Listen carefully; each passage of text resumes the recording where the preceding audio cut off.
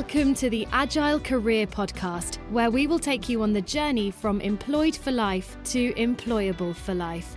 We'll give you the tips, insights, and strategies to help you build the transferable skills that you'll need. So let's get started. Please welcome your host, Gunther Richter. Hello, listeners, and welcome to the next episode of the Agile Career Podcast. I know it's been a while.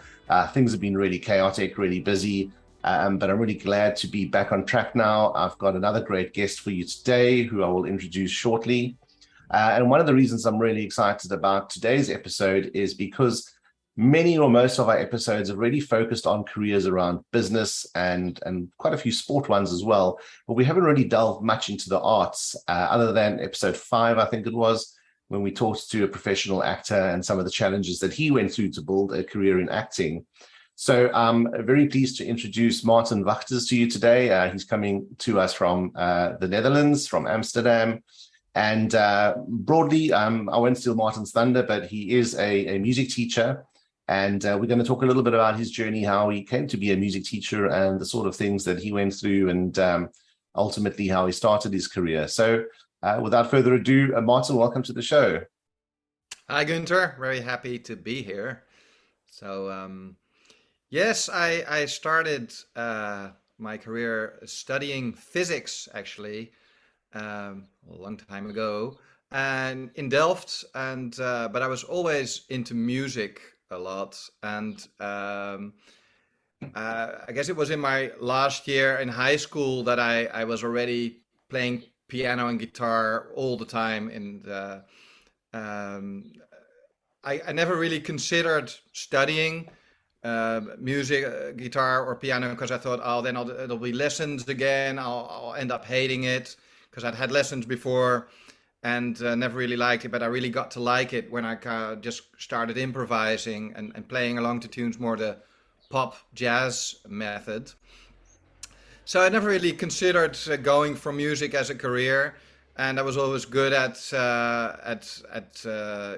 physics and chemistry, maths and stuff.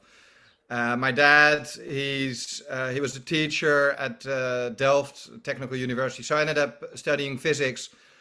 But while I was studying, I really kind of noticed, okay, I really like music. I was always jamming with people, playing in a band. So I kind of decided, okay, I'm going to finish this, but then I will, after that, go for music.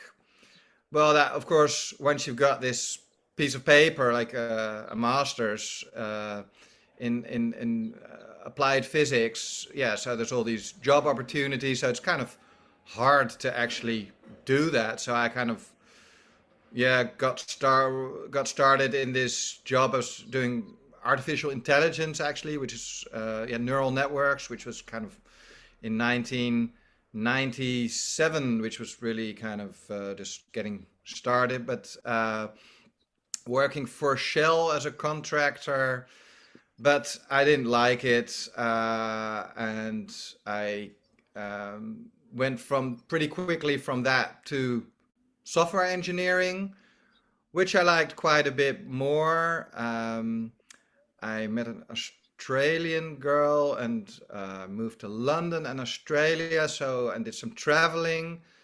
Still got that music in the back of my head that I wanted to get into, but we ended up breaking up. And when I got back to the Netherlands, I decided, okay, now I'm going to go for music. And what I really wanted to do is produce and compose music for film.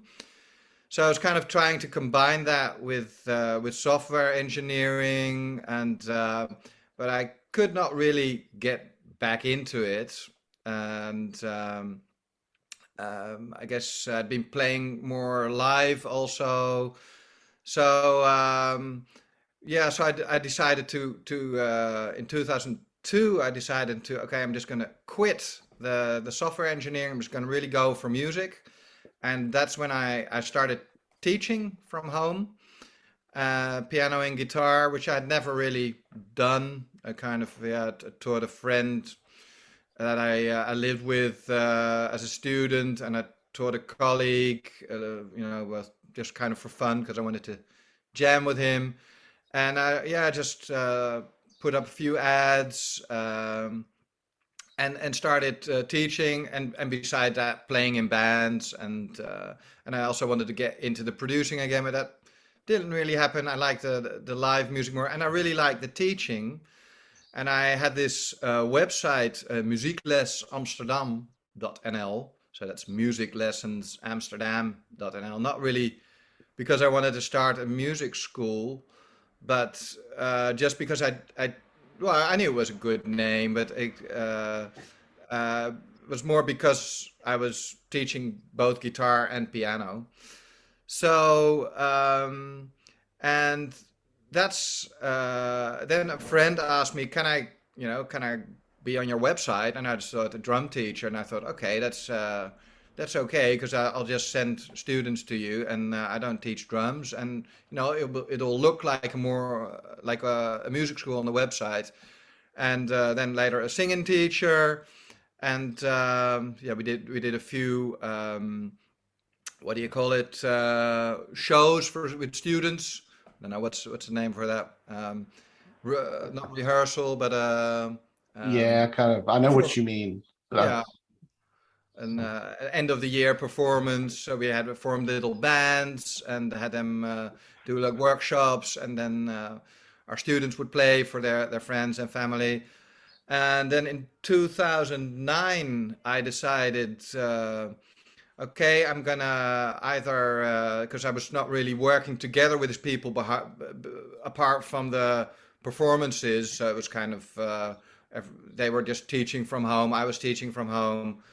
And I had started doing some group things, so beginner courses, also at a location. And but then in 2009, I decided, okay, I'm gonna ask all these teachers that I'm kind of collaborating with, okay, do you want to work with me, or do you want to work together and really kind of start a school? And so a few teachers kind of think, I'm not interested, and a few of them, the saxophone and the violin teacher, they said, okay, I'd like to work for you as a freelancer. If you organize stuff, I'll teach. And so then that's how I transitioned more to being a music school owner, entrepreneur, and teaching also myself, but also organizing stuff, hiring someone to do the planning, and marketing, which is all kind of basically just figuring stuff out along the way. And I had always in my head, I'd like to kind of since 2011 had this idea. Online courses were becoming more and more popular. Like I'd want to do something online, and that kind of was in my head for a long time. But in 2019, I started these online courses, the guitar game and the piano game. They are beginner courses for guitar and piano in Dutch, but maybe one day they will be in English also. And they're beginner courses with accountability, so that's the kind of the game aspect to it. So I guess you could say from 2019 onwards, I also transitioned very much to the online course, the online space. Yeah, that's I mean, that's quite a journey, and I guess, and I want to come back to the online space a little, but just looking at, it's been a great story the way you've described it, but nothing could be more disparate from studying, physics at the University of Delft to running your own music school, and I think sometimes people that want to make career transitions, be it from either the academics or perhaps the sciences, they might have been working for an organization like you were for Shell, thinking about, I've got this passion, it might be music and it might be art, and that seems so distant and so difficult to achieve.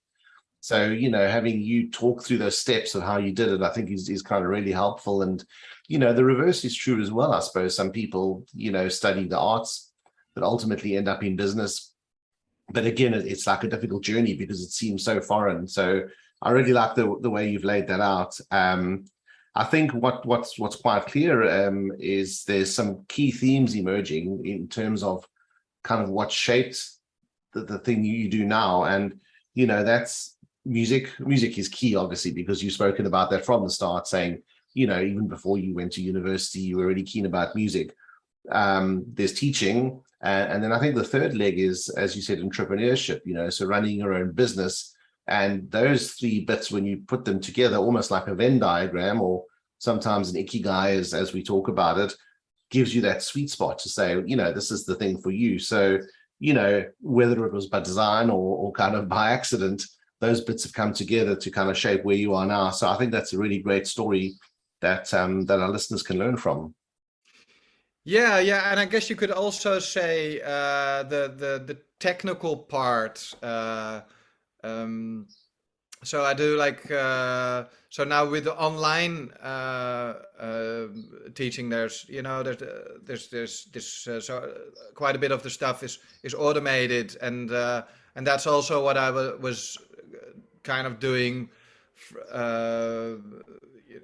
When I was studying, I was very much already doing quite a bit of programming with the neural network. So I guess that's also maybe another part of the picture, you could say, that I really like. So the music, the teaching, the entrepreneurship, but also the technical stuff. So that's kind of closest to what I studied, I guess you could say. And as a kid, I was always also programming, and yeah.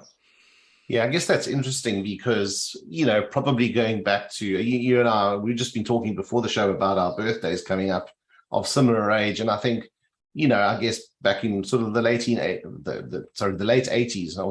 we're not that old, not the 1800s, the late 80s, it wasn't, programming wasn't such a big thing. It wasn't mainstream.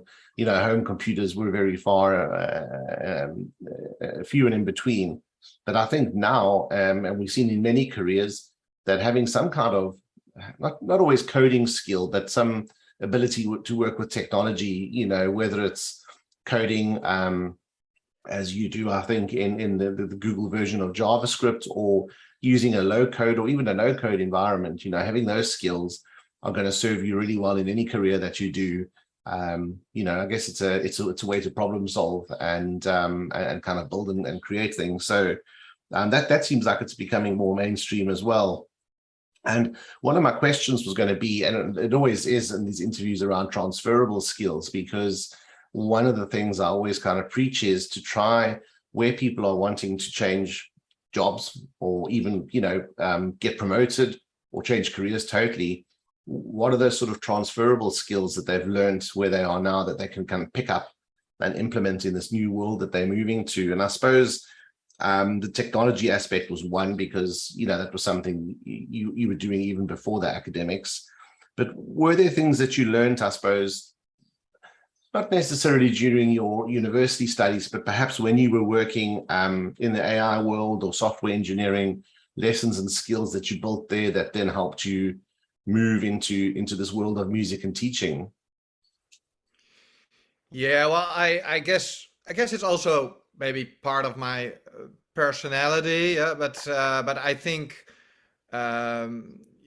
so studying physics, you really learn to think in an abstract way. It's pretty well. It's applied physics, but it's still pretty theoretical. And so I guess problem solving. Going down to kind of what are the main principles here, and how can I approach this problem in general. So I guess, I guess that's been really helpful. It's of course it's very hard to kind of pinpoint. Okay, did I learn this there, or kind of is it more like part of my way of thinking or something? But I think it's reasonable to assume that that has really helped me. The analytical and kind of abstract way of thinking, which you learn when you study physics. That's Yeah, I suppose that goes really well with problem solving, where it's taking that step backwards and or step back, not backwards, back, and thinking about that bigger picture. try and understand the nature of what it is you're trying to solve, I suppose, rather than that thing that you're stuck on.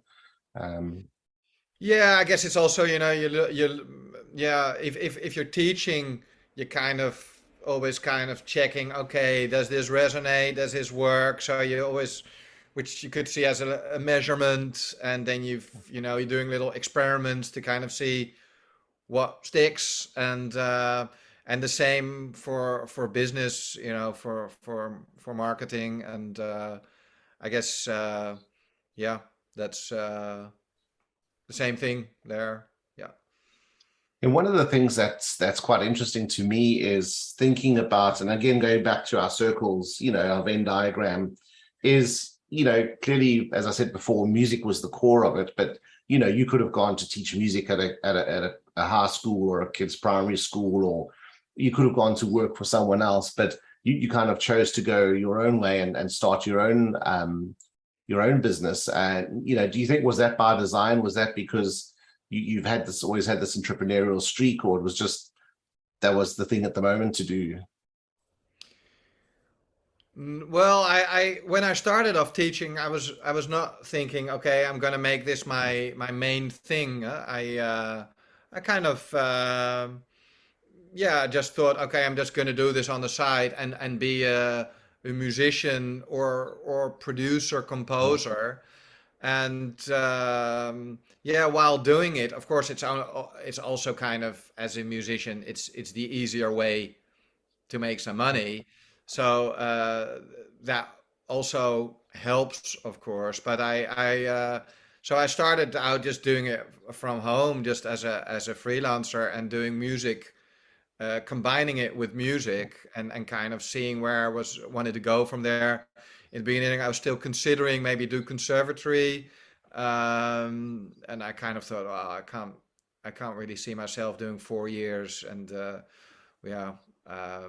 Besides, it not being that easy at an older age to get in, and but so I guess it was mainly also yeah, enjoying the freedom to kind of balance music and teaching in the beginning, and then when I noticed that I really enjoyed teaching, and I guess it was also a bit of an accident that I had this URL, Muziekles Amsterdam, that made it kind of that possible, or yeah, I guess it kind of that made it happen, that it turned into a music school, because that was definitely not the plan at the beginning.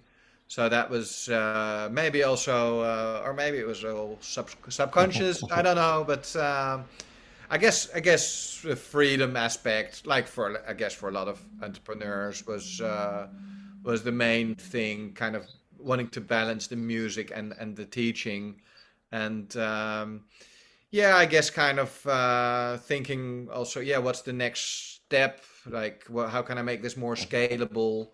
So I guess the first way to make it more scalable was, yeah, to hire other teachers, and the next step is to use online videos, and so yeah, the teaching only has to happen once.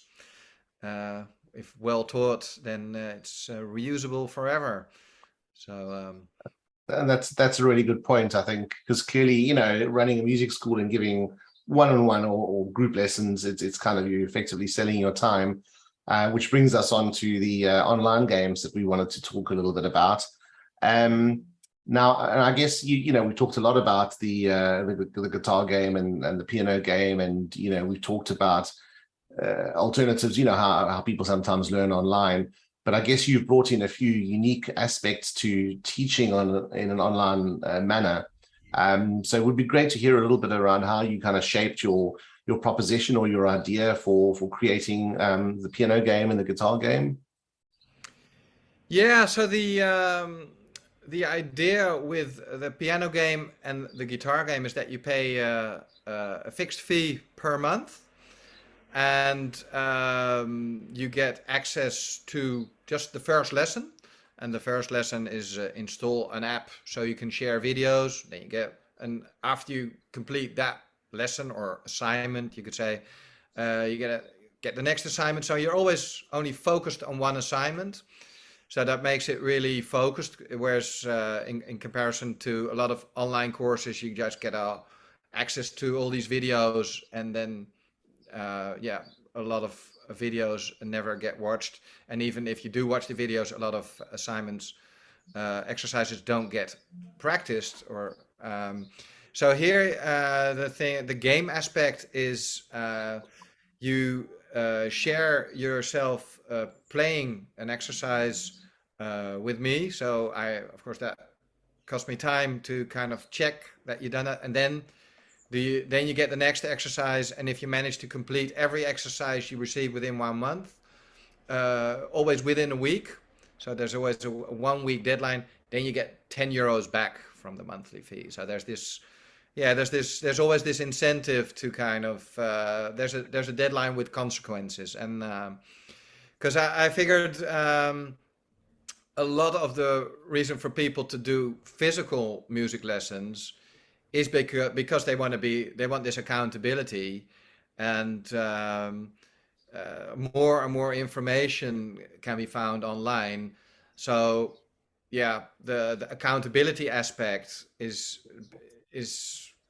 for a lot of people, it's the main reason they really want to go to lessons.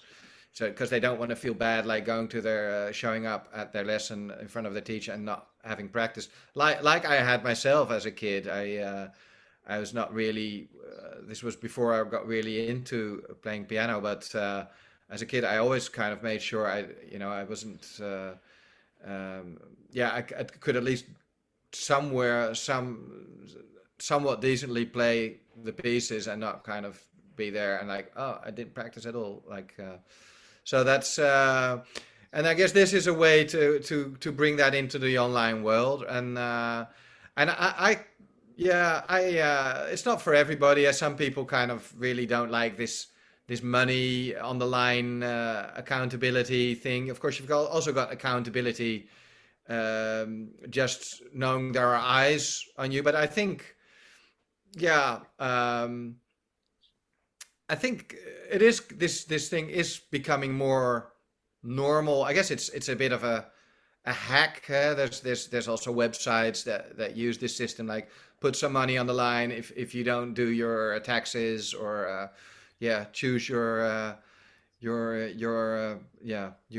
most disliked task and a way to get it done. And I use this myself also to kind of get admin tasks that I really do not want to do and I've been putting off for ages. I use these websites to get them. Otherwise, I just end up procrastinating on them. And so I guess I think I'm also thinking maybe there are this could also be like a general system. Like now it's kind of a general teaching system.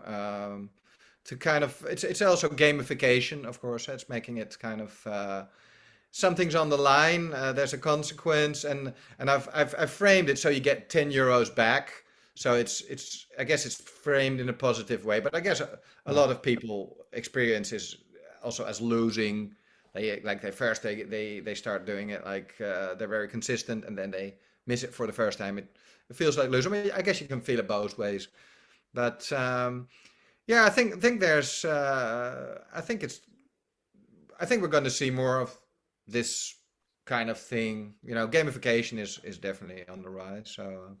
Yeah, definitely, and I mean, I think it's quite a unique way of kind of presenting an age-old kind of topic of learning music and teaching. So, and then I guess the key component in terms of your proposition or differentiator is that the lessons are in Dutch.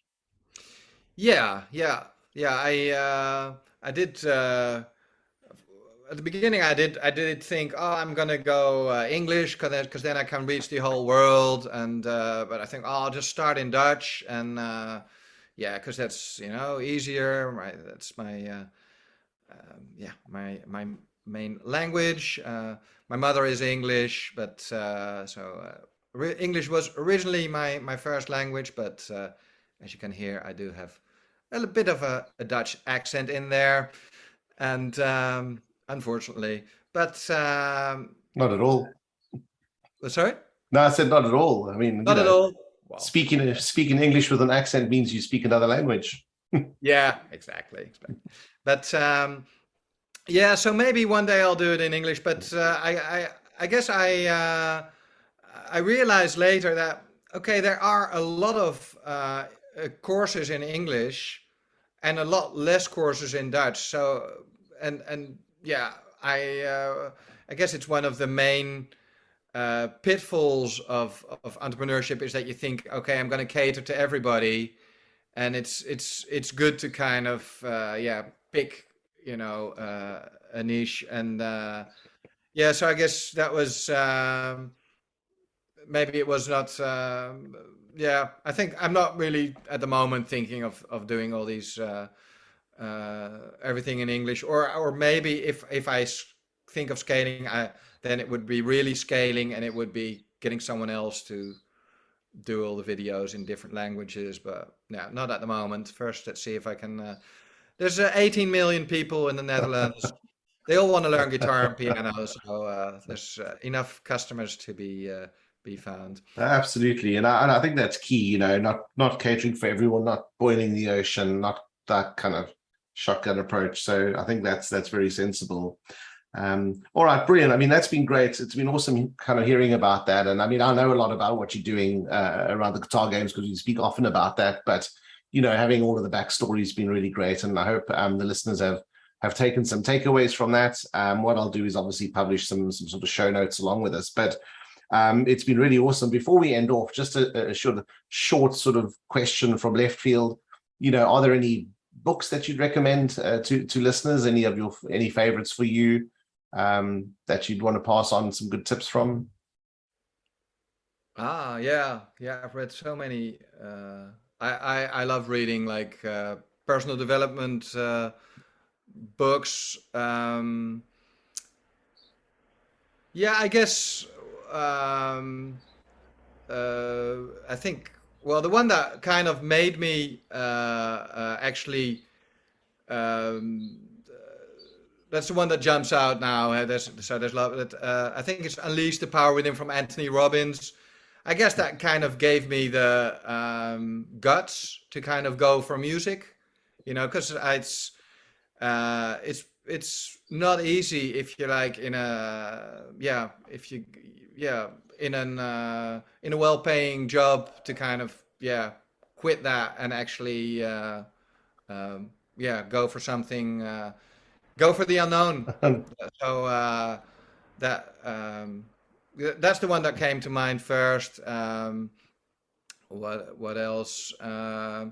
Start with Why, I like. That's a great book. And I'll put these links in the show notes as well, so listeners can get to them quickly. Yeah, Think Again. That's more.